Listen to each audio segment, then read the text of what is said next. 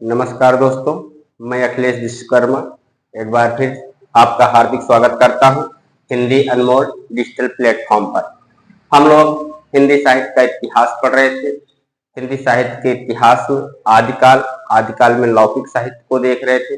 लौकिक साहित्य में हमने अमीर खुसरो को देख लिया है और बसंत विलास नामक रचना को देख लिया है, विद्यापति को देख लिया है। लौकिक साहित्य में आगे बढ़ते हुए और जो रचनाएं हैं और जो कवि हैं, आइए हम उनको देखते हैं, शुरू करते हैं। और जिन भाइयों ने चैनल को सब्सक्राइब नहीं किया है वो चैनल को सब्सक्राइब कर ले और जो बेल आइकन है उसको ऑन कर दे ताकि जो क्लासें लगती हैं, जो क्लासें यूट्यूब पर डाली जाती है, आपको नोटिफिकेशन मिले और आप उस क्लास को आसानी से देख सके। और एक तरीका है क्लास को देखने के लिए, यूट्यूब चैनल को सब्सक्राइब कर लीजिए और चैनल पर आप जब क्लिक करेंगे तो आपको सारी क्लासें क्रम वाइज देखने को मिलेंगी। नीचे की तरफ से ऊपर की तरफ आपको देखना है, नीचे पहली क्लास है और उसके बाद फिर दूसरी, तीसरी, चौथी, ऐसे करके सारे क्रम लगे हुए जो आपको सारी क्लासें देखने को मिल जाएंगी। आइए शुरू करते हैं हम लोग। लौकिक साहित्य में अगली रचना कौन सी होगी?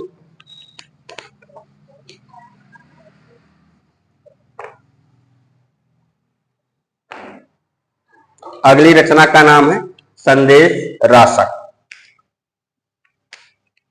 रचना का क्या नाम? संदेश रासक। अगर रचनाकार की बात की जाए, इसके रचनाकार कौन? अगर रचनाकार की बात की जाए, इसके रचनाकार कौन है? रचनाकार है अब्दुल रहमान।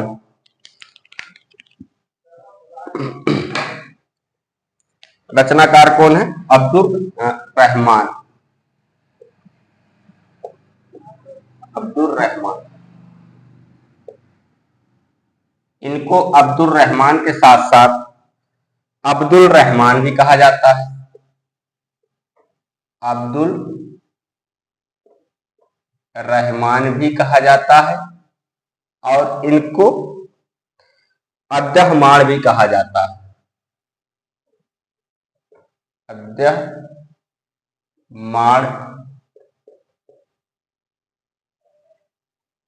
भी कहा जाता है। और रचना काल की बात करें, अगर हम लोग रचना काल की बात करें, इसकी रचना कब हुई? रचना काल की बात करें तो इसकी रचना 12वीं शताब्दी के 12वीं शताब्दी के उत्तरार्ध भाग का उत्तरार्ध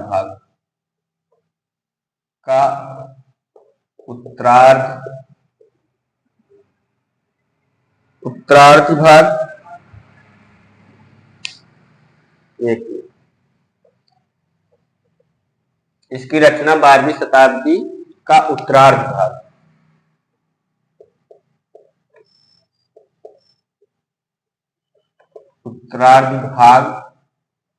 व 13वीं शताब्दी का पूर्वार्ध भाग, व 13वीं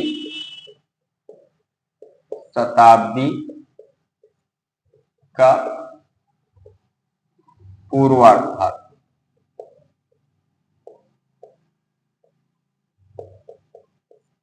इसका रचना काल कब है? 12वीं शताब्दी का उत्तरार्ध भाग या 13वीं शताब्दी का पूर्वार्ध भाग। कथानक क्या है इसका? अगर कथानक की बात की जाए, कथानक क्या है? कथानक में विक्रमपुर की वियोगिनी का वर्णन है। विक्रमपुर की वियोगिनी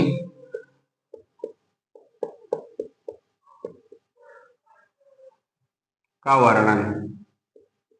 का वर्णन है। कथानक क्या है? विक्रमपुर की वियोगिनी का वर्णन है। काव्य रूप कैसा है? अगर काव्य रूप की बात की जाए, काव्य रूप क्या है? अगर काव्य रूप पूछा जाए, इसका काव्य रूप कैसा है? कि खंड काव्य है।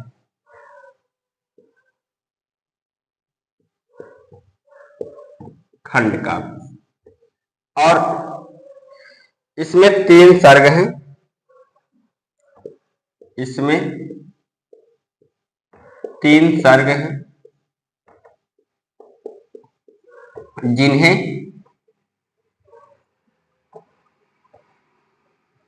प्रक्रम कहा गया है। जिन्हें प्रक्रम कहा गया है।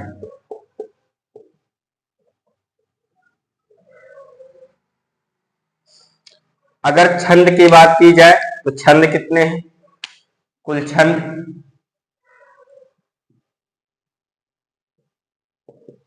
छंद हैं इसमें 223 छंद हैं।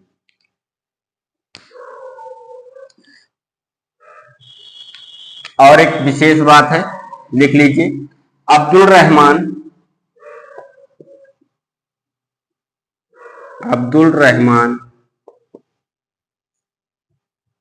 किसी भारतीय भाषा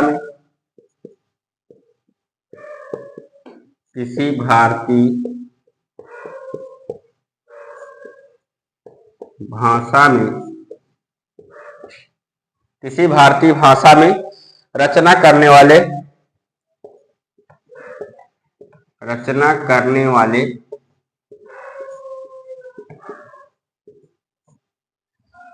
प्रथम मुस्लिम कवि हैं। प्रथम मुस्लिम कवि हैं। इतना नोट डाउन कर लीजिए आप।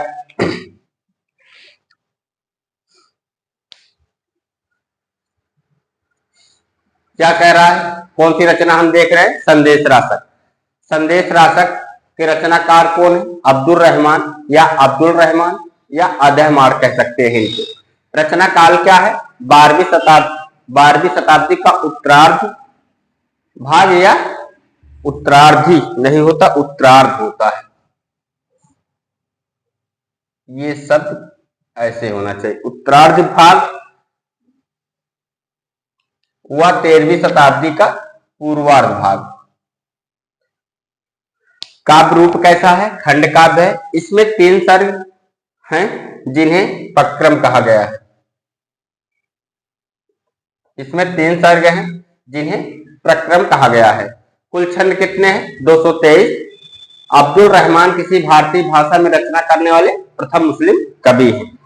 आइए देखते हैं इसके विशेष तत्व को। अगर विशेष तत्व की बात की जाए तो विशेष तत्व क्या है? हेडिंग डाल लीजिए, विशेष तत्व।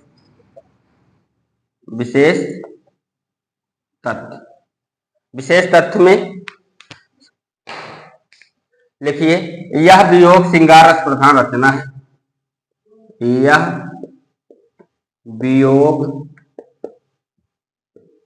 श्रृंगार रस प्रधान रचना है। पहली बात तो ये हो गई। और इसमें क्या है?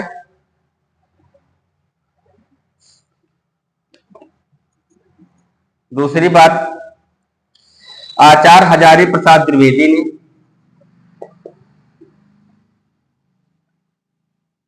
आचार्य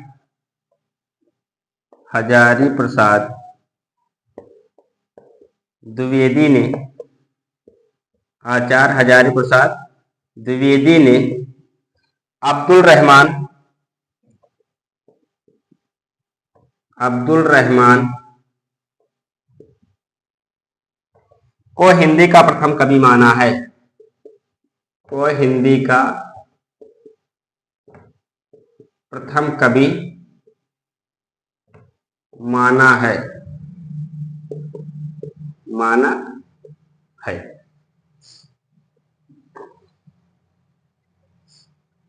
और इसमें विशेषता क्या है?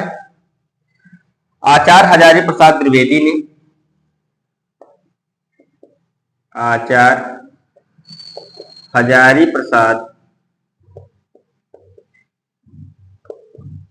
द्विवेदी ने हिंदी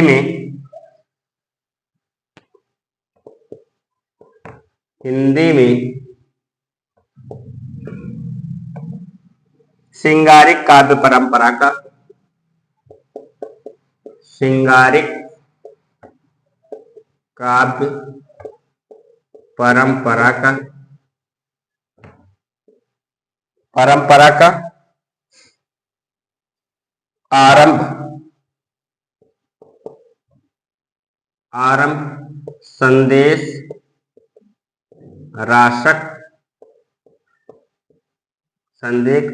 राशक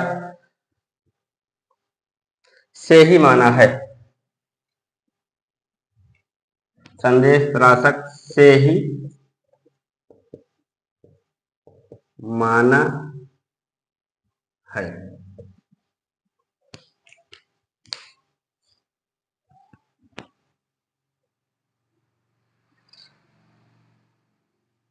हम देख रहे थे संदेश राशक रचना, ये किसकी है?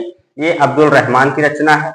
इसका रचना काल क्या है? 12वीं शताब्दी का उत्तरार्ध भाग व 13वीं शताब्दी का पूर्वार्ध भाग। कथानक क्या है इसमें? विक्रमपुर की वियोगिनी का वर्णन है। काव्य रूप क्या है? खंड काव्य है। और खंड काव्य कितने सर्ग हैं? 3 सर्ग है, जिन्हें पक्रम कहा गया है। कुल छंद कितने हैं? 223। अब्दुल रहमान किसी भारतीय भाषा में रचना करने वाले प्रथम मुस्लिम कवि है। यह वियोग श्रृंगार प्रधान रचना है। आचार्य हजारी प्रसाद द्विवेदी अब्दुल रहमान को हिंदी का प्रथम कवि मानते हैं। और आचार्य हजारी प्रसाद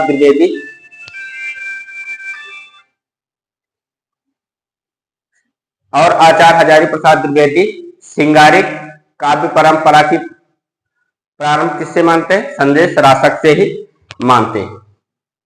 आप लोग नोट डाउन कर लीजिए, उसके बाद फिर हम आगे बढ़ते हैं।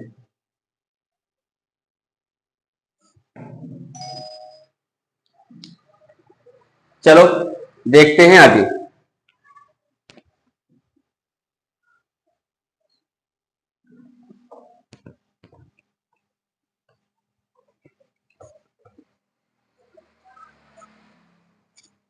संदेश राशक के विषय में 1-2 कथन है, हम लोग लिख लेते हैं। संदेश राशक महत्वपूर्ण रचना है क्योंकि हजारी प्रसाद द्विवेदी एक ऐसे आलोचक हैं जो हिंदी साहित्य जगत में बहुत ही महत्वपूर्ण स्थान रखते हैं। और इन्होंने इस रचना को हिंदी की प्रथम रचना माना है। इसके 1-2 कथन लिखना औचित्य बनता है हम लोगों का। आइए 1-2 कथन हम लोग इसके लिखते हैं। कथन क्या है? पहला कथन यहां पर हेडिंग डाल लीजिए, कथन। पहला कथन क्या है? संदेश राशक बहुत महत्वपूर्ण विरह काव्य है। संदेश राशक बहुत महत्वपूर्ण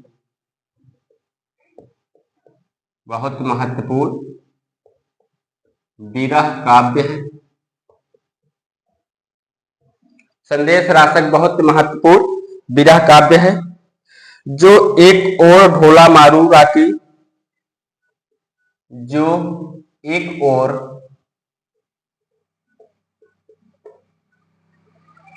ये रचना कल हमने पढ़ाई थी, ढोला मारूंगा दूहा।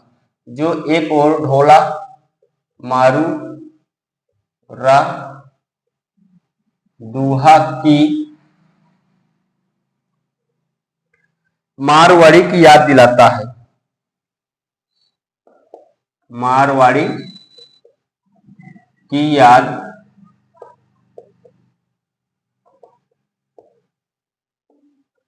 दिलाता है।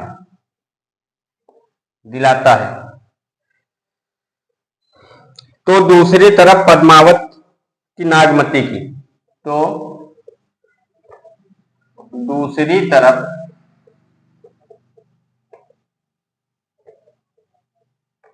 पद्मावत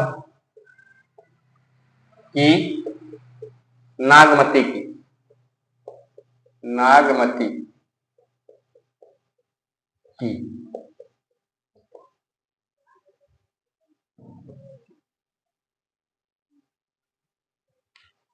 ये कथन किसका है? ये कथन हजारी प्रसाद द्विवेदी का है। बच्चों बताइए ढोला मारूंगा दूहा के रचनाकार कौन है? अगर आपसे पूछा जाए ढोला मारूंगा दूहा के रचनाकार कौन है, ये रचना हमने कल ही पढ़ाई थी, तो इसके रचनाकार कौन है आप लोग बताइएगा कमेंट में, और रचना काल क्या है ये भी बताइएगा। चलो रचनाकार हम बता देते हैं, इसके रचनाकार कौन है? कल्लौल। अब आपको क्या बताना है? रचनाकाल। संदेश रासक बहुत महत्वपूर्ण विरह काव्य है जो एक ओर ढोला मारूंगा दूहा की मारवाड़ी की याद दिलाता है तो दूसरी तरफ पद्मावत की नागमती की। ये कथन किसका है? आचार्य हजारी प्रसाद द्विवेदी का। आचार्य हजारी प्रसाद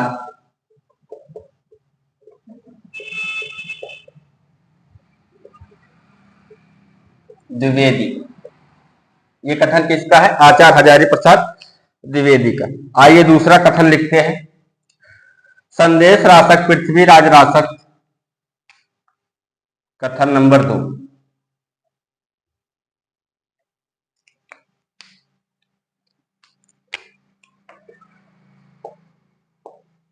संदेश रासक पृथ्वीराज रासक, पृथ्वीराज रासक नहीं है, पृथ्वीराज रास है। पृथ्वीराज रास से भिन्न प्रकृति का काव्य है। भिन्न प्रकृति का काव्य है, पृथ्वीराज रासों में प्रेम के, पृथ्वीराज रासों में प्रेम के मिलन पक्ष का काव्य है। मिलन पक्ष का काव्य है। और संदेश रासक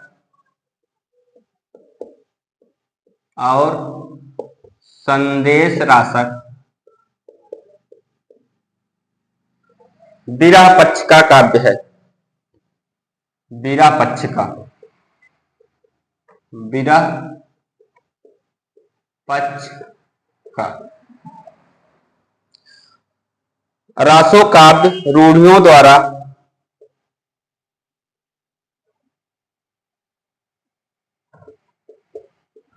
रासो काव्य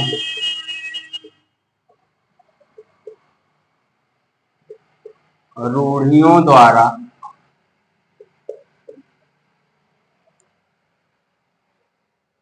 वातावरण तैयार करता है। वातावरण तैयार करता है।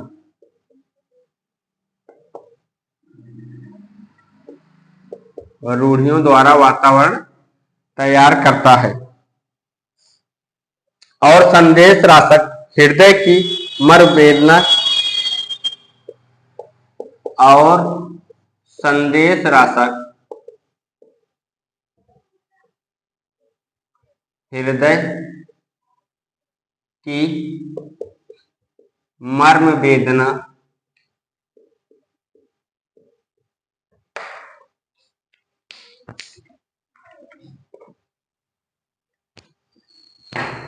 और संदेश रासक हृदय की मर्म वेदना के द्वारा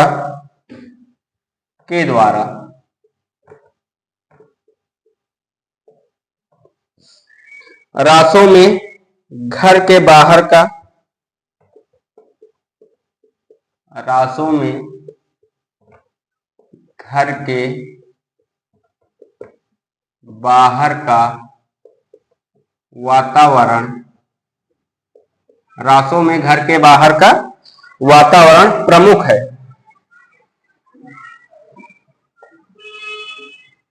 प्रमुख है। और संदेश राशक में भीतर का, और संदेश राशक में भीतर का, भीतर का। रासो नए नए प्रेम का रोमांस प्रस्तुत करता है। रासो नए नए प्रेम का रोमांस प्रस्तुत करता है। प्रस्तुत करता है। रासो नए नए रोमांस, रासो नए नए प्रेम का रोमांस प्रस्तुत करता है। संदेश राशक, संदेश राशक, संदेश राशक पुरानी प्रीत को निखार देता है। पुरानी प्रीति को निखार देता है। ये कथन किसका है? ये कथन भी हजारी प्रसाद द्विवेदी का है। आचार्य हजारी प्रसाद द्विवेदी। आइए कथन नंबर 3 देखते हैं। इस संदेश में ऐसी करुण वेदना है, इस संदेश राशक में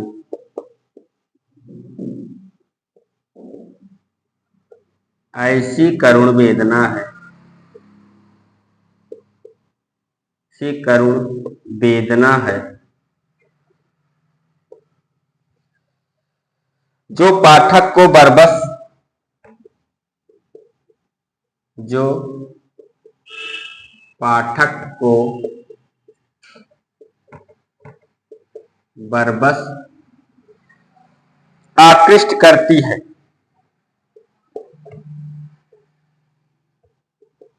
आकृष्ट करती है। उपमाएं अधिकांश में, उपमाएं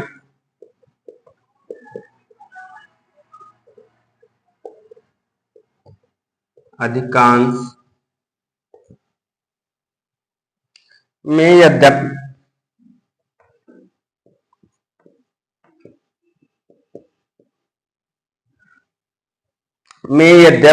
परंपरागत, परंपरागत और रूढ़ है,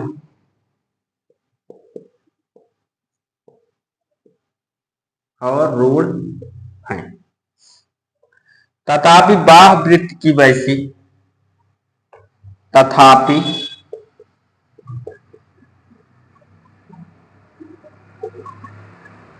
बाह्य वृत्त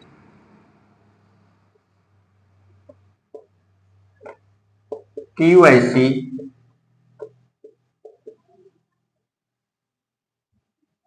व्यंजना उसमें नहीं है। व्यंजना उसमें नहीं है। जैसी आंतरिक अनुभूति की, जैसी आंतरिक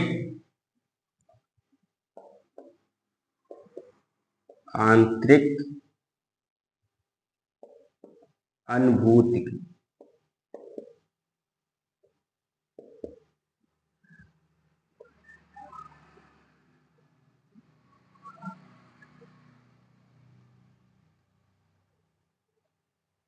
ये कथन किसका है?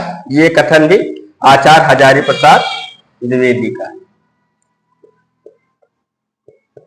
आचार्य हजारी प्रसाद द्विवेदी।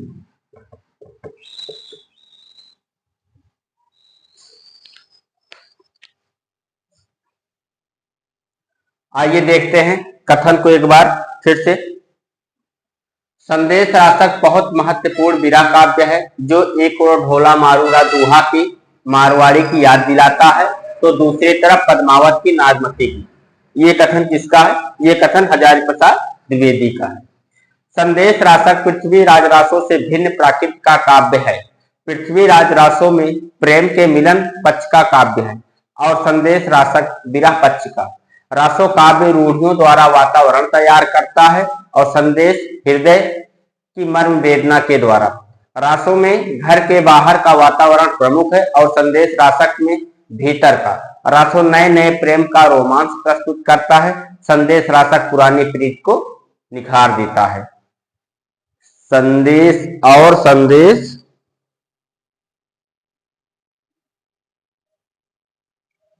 यहां पर और संदेश रासक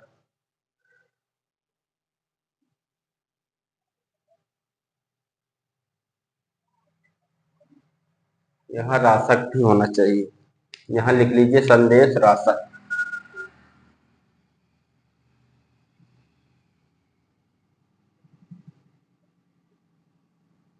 यहाँ एक मिनट रुको तो मैं लिख ही देता हूं।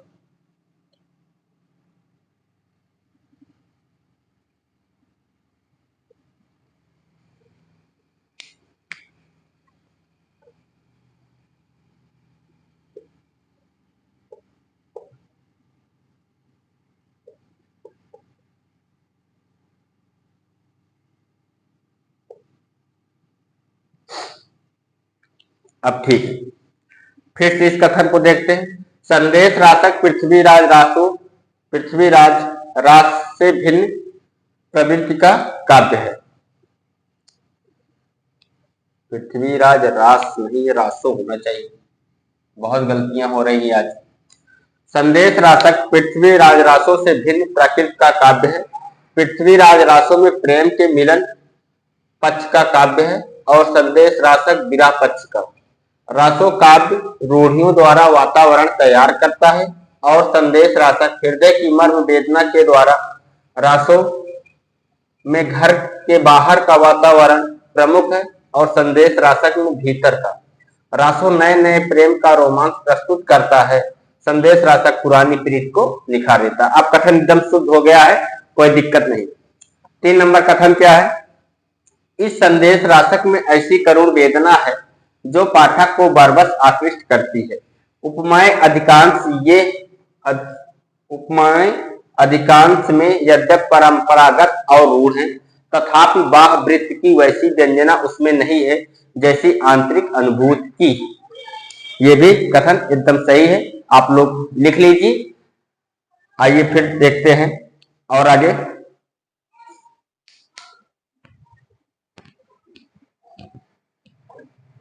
अच्छे से दिख रहा है? जिनको ढंग से नहीं दिखता है मोबाइल में वो लोग थोड़ी सी क्वालिटी बढ़ा लेंगे तो एकदम साफ दिखने लगेगा। 144 पर नहीं दिखेगा, जो उसमें क्वांटिटी है, जो उसकी क्वालिटी है वो आपको 144 पर नहीं दिखेगा। आप उसको 360 पर कर लीजिए या 720 पर कर लीजिएगा तो आपको अच्छे से दिखने लगेगा।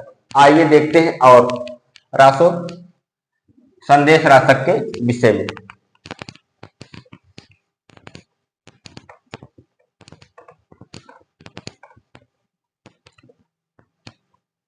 संदेश रासक के रचनाकार कौन? अब्दुल रहमान। हिंदी का प्रथम कवि अब्दुल रहमान किसने माना है? हजारी प्रसाद द्विवेदी। ऐसे करके आपसे पूछा जाएगा। संदेश रासक का रचना काल, अगली हेडिंग डालिए, संदेश रासक का रचना काल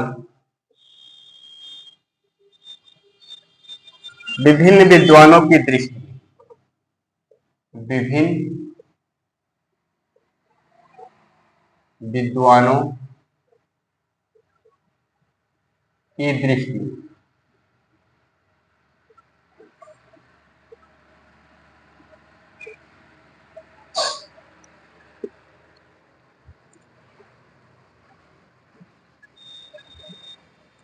डॉक्टर कत्रे के अनुसार,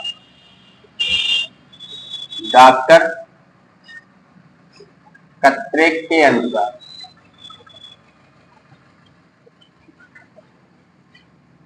इन्होंने क्या माना है? 11वीं से 14वीं शताब्दी के मध्य, 11वीं से 14वीं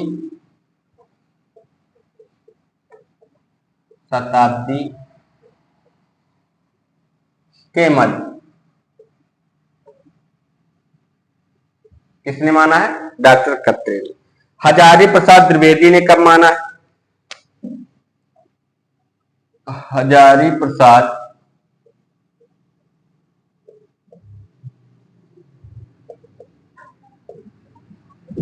द्विवेदी ने कब माना है? हजारी प्रसाद द्विवेदी ने 11वीं शताब्दी माना है, 11वीं शताब्दी माना है। अगर चंद्र नाहटा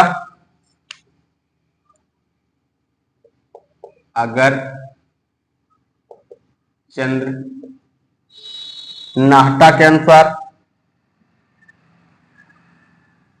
नाहटा ने कब माना है? विक्रमी संवत 1400 के आसपास, विक्रमी संवत 1400 के आसपास, विक्रमी संवत 1400 के आसपास। मुनिजिन विजय,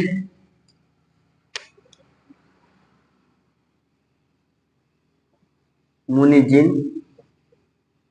विजय ये सर्वमान्य मत है। 12वीं शताब्दी के उत्तरार्ध से लेकर 12वीं शताब्दी के उत्तरार्ध से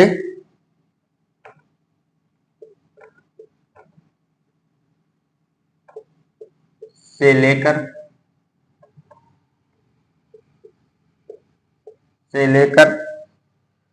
13वीं शताब्दी के पूर्वार्ध, 13वीं शताब्दी के पूर्वार्ध के मध्य, और ये क्या है? ये सर्वमान्य मत है।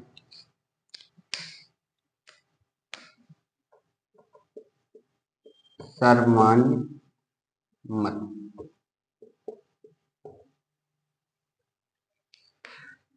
संदेश राशक का रचना काल विभिन्न विद्वानों की दृष्टि में देख रहे हैं। डॉक्टर कत्रे के अनुसार 11वीं शताब्दी, हजारी प्रसाद द्विवेदी के अनुसार 11वीं शताब्दी।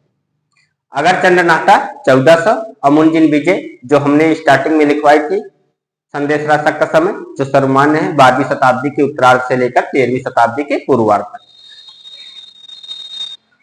आइए देखते हैं अगली रचना।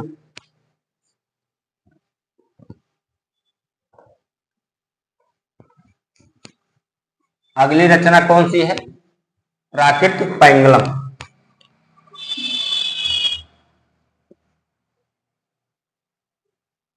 हेडिंग डाल लीजिए प्राकृतिक पैंगलम।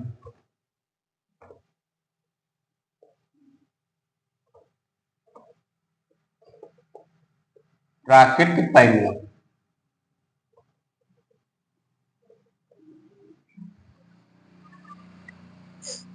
इसमें लिखिए यह बब्बल जज्जोल सारंगधर, यह बब्बल जज्जोल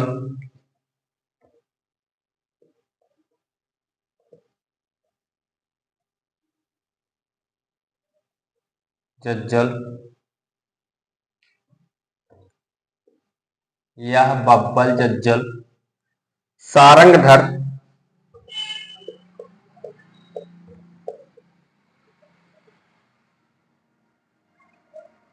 तथा विद्याधर के पदों का संग्रह तथा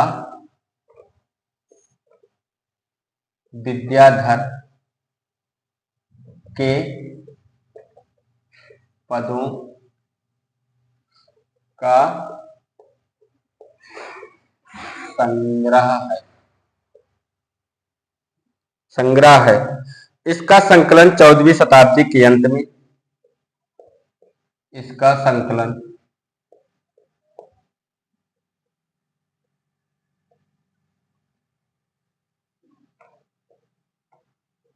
14वीं शताब्दी के अंत में इसका संकलन 14वीं शताब्दी के अंत में लक्ष्मीधर ने किया।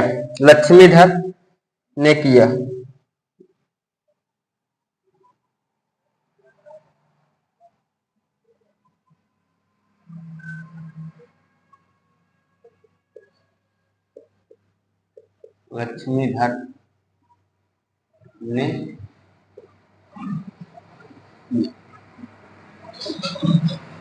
बंशीधर ने प्राकृत पेंडुलम पर नई लाइन से बंशीधर ने प्राकृतिक पेंडुलम पर इसी नाम से टीका लिखी।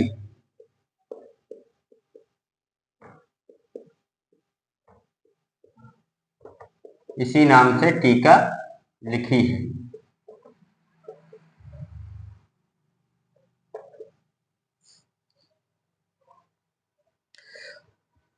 प्राकृत पेंडुलम में 8 छंद, आगे लिखिए,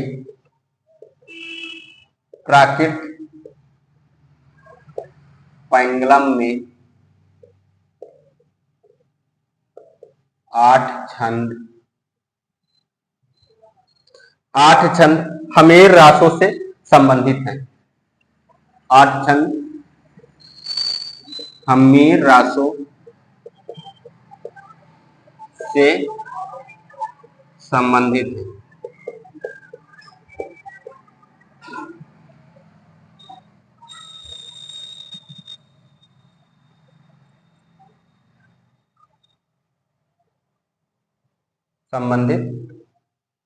है। आगे लिखिए, प्राकृतिक पेंडुलम में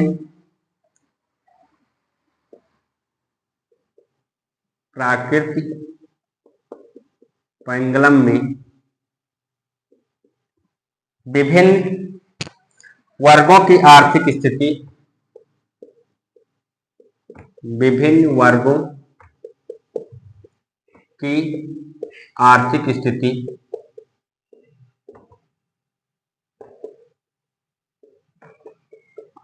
स्थिति का भी पता चलता है।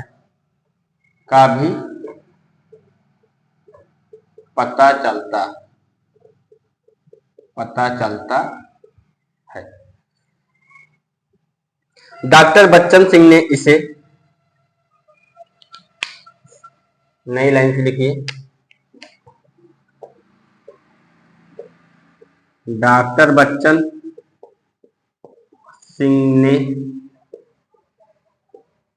इसे 11वीं से 14वीं शताब्दियों के मध्य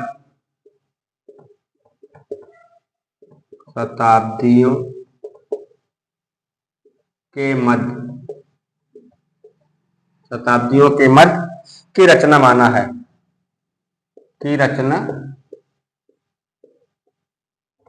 माना है।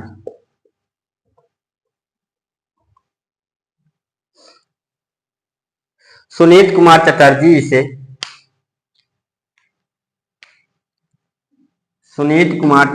इसे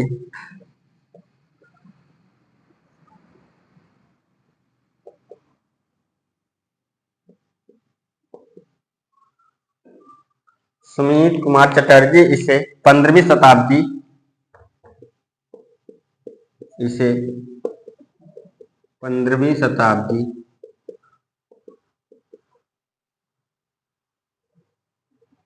सुनीत कुमार चटर्जी इसे 15वीं शताब्दी के आरंभ की रचना मानते हैं, के आरंभ की रचना मानते हैं। इसके रचना काल को लेकर जो विवाद हुआ है उसको भी हम देखते हुए चल रहे हैं।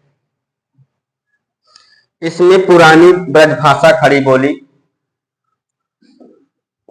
इसमें पुरानी ब्रजभाषा, इसमें पुरानी ब्रजभाषा खड़ी बोली अवधि और ब्रजभाषा खड़ी बोली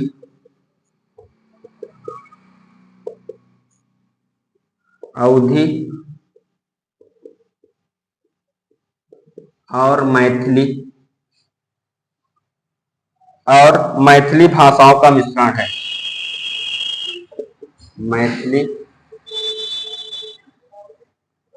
भाषाओं का मिश्रण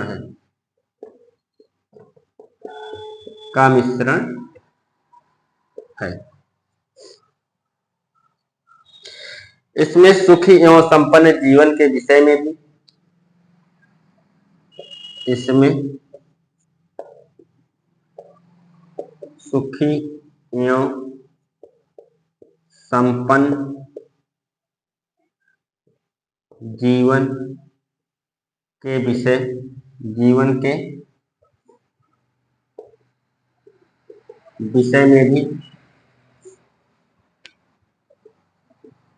में भी चर्चा की गई है।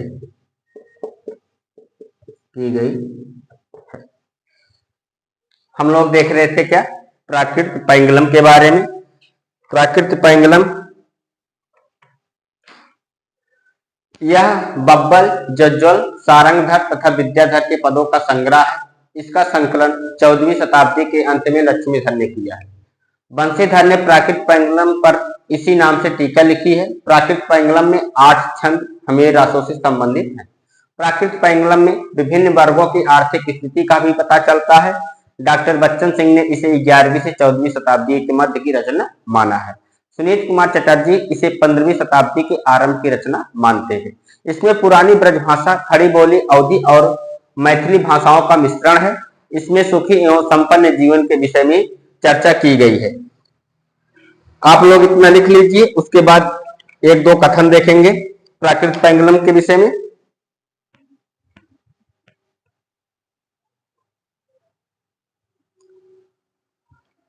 आइए देखते हैं कथन। हो गया है दोस्तों।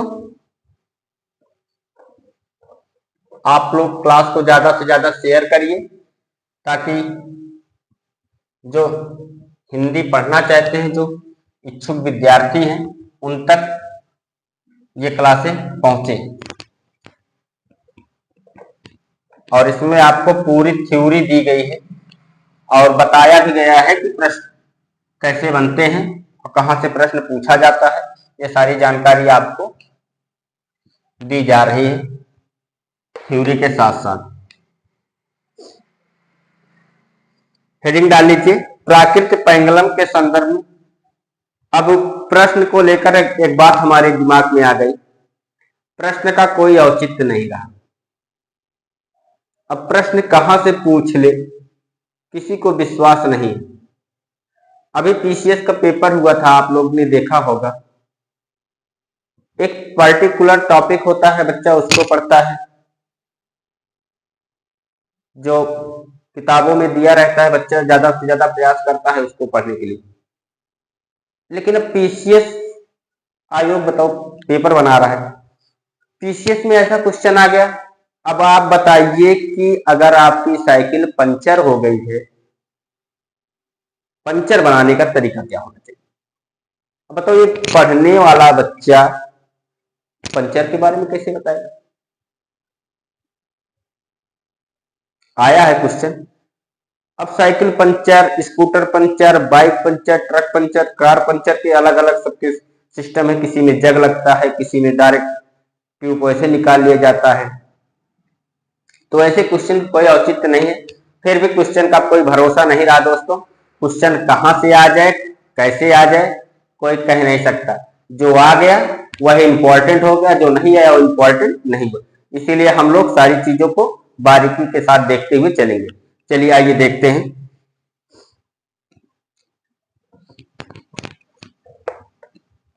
प्राकृत पेंडुलम के संदर्भ में आलोचकों के मत। हेडिंग डाल लीजिए।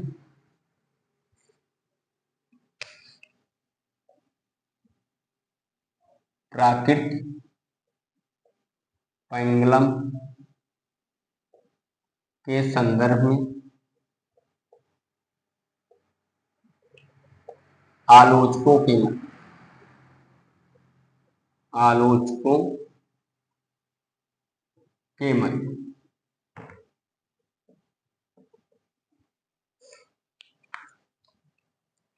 हिंदी के प्रारंभिक भाषा रूप और छंद को समझने के लिए पहला कथन लिखिए।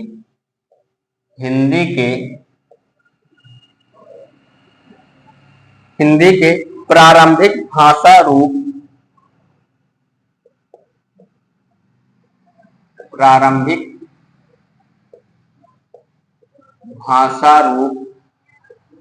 और छंद को समझने के लिए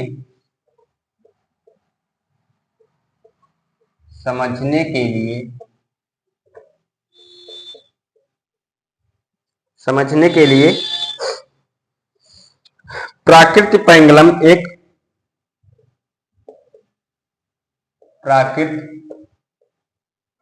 पेंडुलम एक प्रमाणित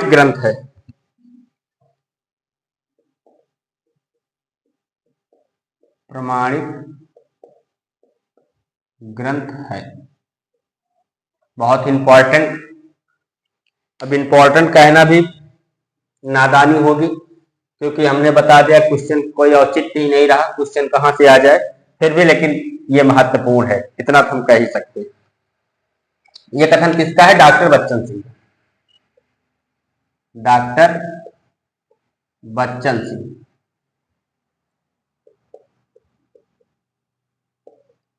हिंदी के प्रारंभिक भाषा रूप और छंद को समझने के लिए प्राकृत पेंडुलम एक प्रमाणित ग्रंथ है। अगला कथन लिखिए, कथन नंबर 2। प्राकृत पेंडुलम में 11वीं सदी से लेकर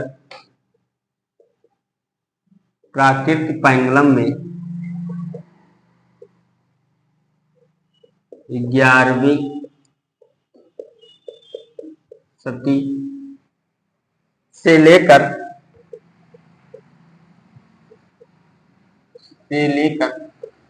14वीं सदी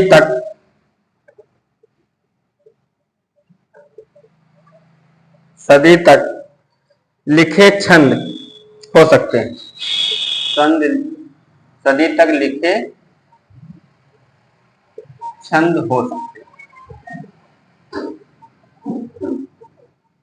सकते हैं। प्राकृत पेंडुलम में पाए जाने वाले छंद। प्राकृत पेंडुलम में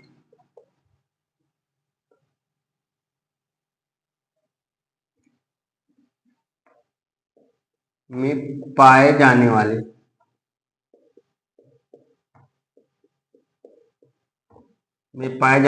छंद। प्राकृत पेंडुलम में पाए जाने वाले छंद सारंग धर के हैं।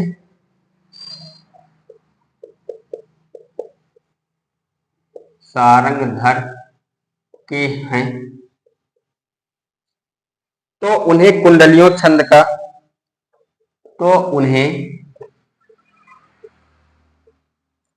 कुंडलियां छंद का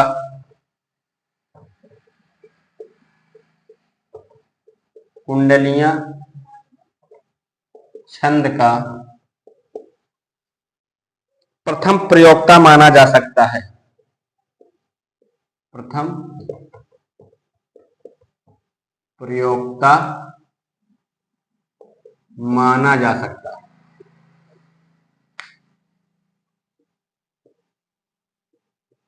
माना जा सकता है।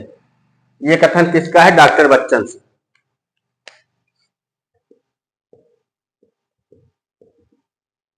Doctor Bachchan Singh.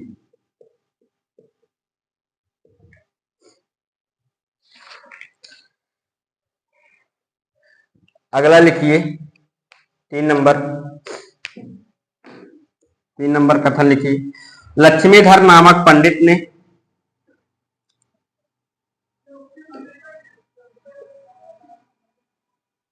Inverted comma के अंदर बंद करना चाहिए। लक्ष्मीधर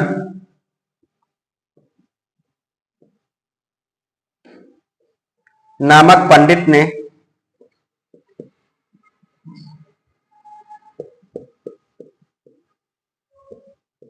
पंडित ने 14वीं सदी के अंत में प्राकृत पैंगलम नामक एक ग्रंथ का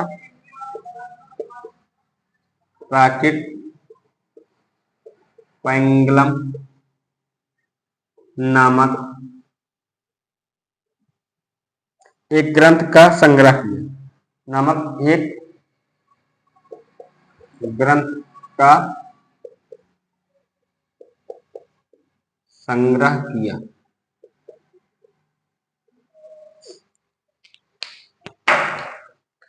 संग्रह किया जिसमें प्राकृत और अपभ्रंश के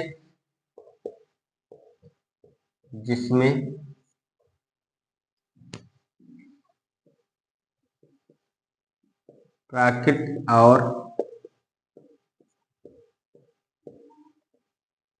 अपभ्रंश के पेन खत्म हो गया। जिसमें प्राकृत और अपभ्रंश के छंदों की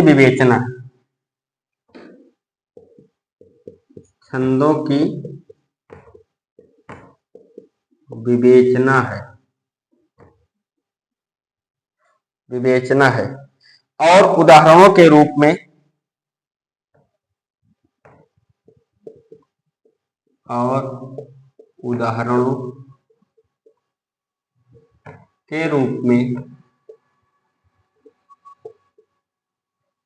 में कई कवियों की रचनाएं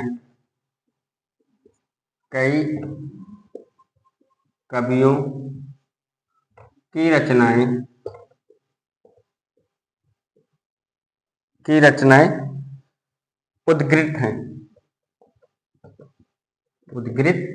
हैं। ये कथन किसका है? ये कथन है आचार्य हजारी प्रसाद द्विवेदी। आचार्य हजारी प्रसाद द्विवेदी।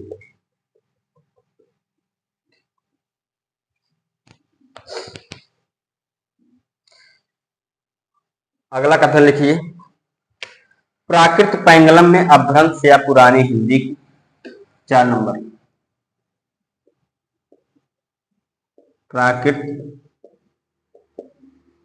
पैंगलम में अपभ्रंश या पुरानी हिंदी की अपभ्रंश या पुरानी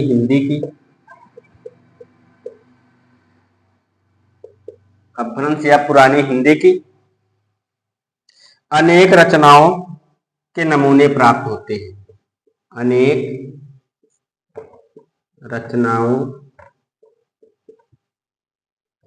के नमूने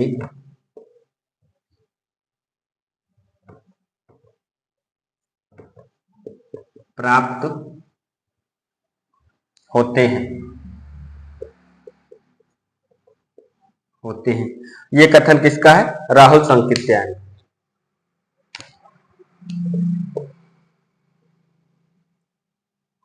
राहुल सांकृत्यायन।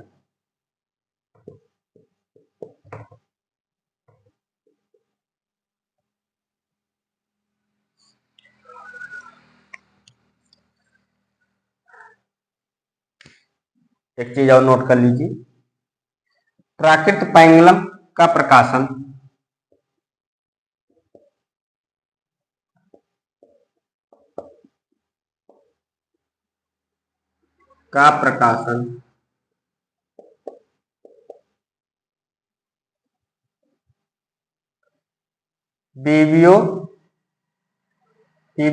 बिब्लियोथिका इंडिया में हुआ। बड़ा कठिन नाम भी है, बिब्लियोथिका, बिब्लियोथिका इंडिया में हुआ था।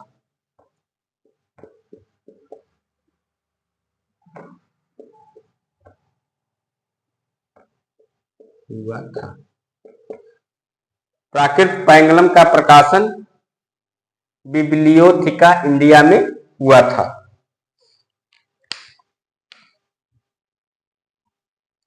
यहां पर हमारे लौकिक काव्य जो है वो समाप्त होते हैं। आइए एक बार प्राकृत पैंगलम के आलोचकों के मत देख लेते हैं। हिंदी के प्रारंभिक भाषा रूप और छंद को समझने के लिए प्राकृत पैंगलम एक प्रमाणिक ग्रंथ है। ये कथन किसका है? डॉक्टर बच्चन सिंह का है। प्राकृत पैंगलम 11वीं सदी से लेकर 14वीं सदी तक लिखे छंद हो सकते हैं और प्राकृत पैंगलम में पाए जाने वाले छंद सारंग धर के हैं तो उन्हें कुंडलियां छंद का प्रथम प्रयोक्ता माना जा सकता है। यह कथन किसका है? डॉक्टर बच्चन सिंह। लक्ष्मीधर नामक पंडित ने 14वीं सदी के अंत में प्राकृत पैंगलम नामक एक ग्रंथ का संग्रह किया जिसमें प्राकृत और अपभ्रंश के छंदों की विवेचना है और उदाहरणों के रूप में कई कवियों की रचनाएं उद्धृत है। ये कथन किसका है? आचार्य हजारी प्रसाद द्विवेदी। चौथा कथन, प्राकृत पैंगलम में अपभ्रंश या पुरानी हिंदी की अनेक धारणाओं के नमूने प्राप्त होते हैं। ये कथन किसका है? राहुल सांकृत्यायन का। प्राकृत पैंगलम का प्रकाशन बिब्लियोथिका इंडिया में हुआ था। इसका प्रकाशन कहां से हुआ था? बिब्लियोथिका इंडिया में हुआ था। यहाँ पर हमारे जो काव्य साहित्य थे लौकिक के वो खत्म हो गए हैं। अब इसके बाद बचते हैं गद्य साहित्य। गद्य साहित्य को बच्चों हम लोग देखेंगे अगली क्लास में। तब तक के लिए नमस्कार दोस्तों, जय हिंद।